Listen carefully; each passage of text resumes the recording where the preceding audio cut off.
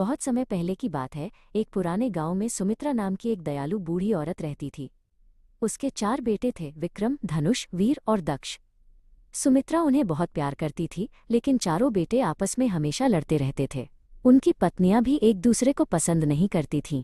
घर में हर समय शोर और झगड़ा रहता था, जिससे सुमित्रा का दिल बहुत दुखी रहता था। झगड़ा इतना बढ़ गया कि सबने अपनी रसोई अलग कर ली। सुमित्रा ने हार मानकर एक कड़ा फैसला लिया। उसने अपने बेटों को बुलाया और कहा, अगर तुम लोग मिलकर नहीं रह सकते तो मैं तुम्हें घर से निकाल दूंगी। अब से घर में केवल एक ही रसोई होगी, ताकि हम पैसे बचा सकें और साथ रहना सीखें।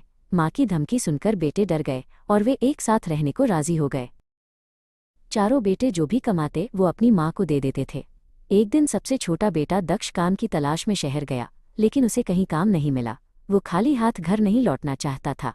रास्ते में उसे एक मरा हुआ सांप मिला। उसने सोचा कि कुछ न होने से बेहतर कुछ तो है, और उसने उस सांप को एक छड़ी पर उठा लिया। जब दक्ष घर पहुंचा तो उसने वो मरा हुआ सांप सुमित्रा को थमा दिया। सुमित्रा ने मुस्कुराते हुए सांप ले लिया और दक्ष को दिलासा दिया कि वो हिम्मत न हारे।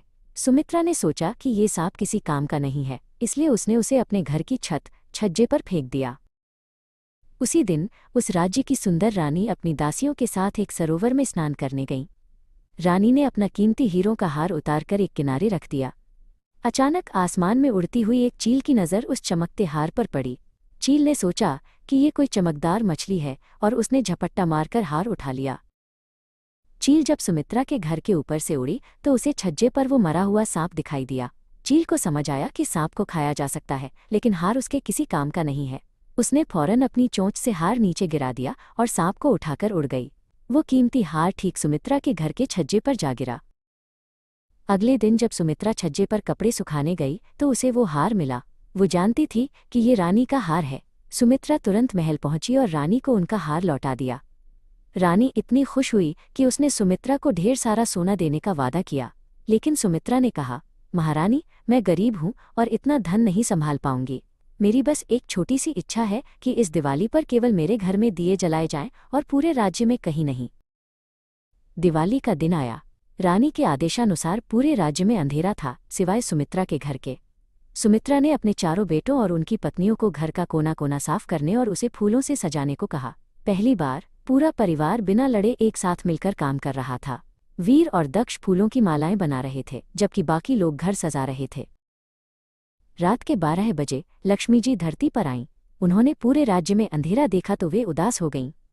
लेकिन तभी उन्हें दूर सुमित्रा का घर दियों की रोशनी से जगमगाता हुआ दिखा। सुमित्रा ने श्रद्धा के साथ घर के मुख्य द्वार पर आखिरी दिया जलाकर रखा। घर की दीवारों पर सुंदर रंगोली बनी हुई थी। दियों की सुंदरता देखकर लक्ष्मी जी सुमित्रा के द्वार पर पहुंची और दस्तक दी। सुमित्रा ने दरवाज़ा खोला और लक्ष्मी जी को देखकर दंग रह गई। उसने तुरंत अपने परिवार को बुलाया। सबने मिलकर फूलों और मिठाइयों से देवी का स्वागत किया। लक्ष्मी जी उनकी भक्ति और घर की शांति देख बहुत प्रसन्न हुई और बोली, मैं तुम्हारी एकता से खुश हूँ, मांगो क्या मांगती हो। सुमित्रा ने कहा, माता, हम चाहते हैं कि आप हमारे घर में हमेशा के लिए रहें। लक्ष्मी जी ने मुस्कुराते हुए कहा, मैं रहने को तैयार हूँ, लेकिन मेरी एक शर्त है, तुम सबको हमेशा ऐसे ही मिलजुल कर रहना होगा।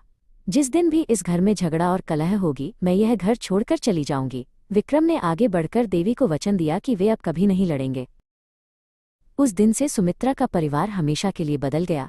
चारों भाई और उनकी पत्नियां एक दूसरे का सम्मान करने लगे और प्यार से रहने लगे।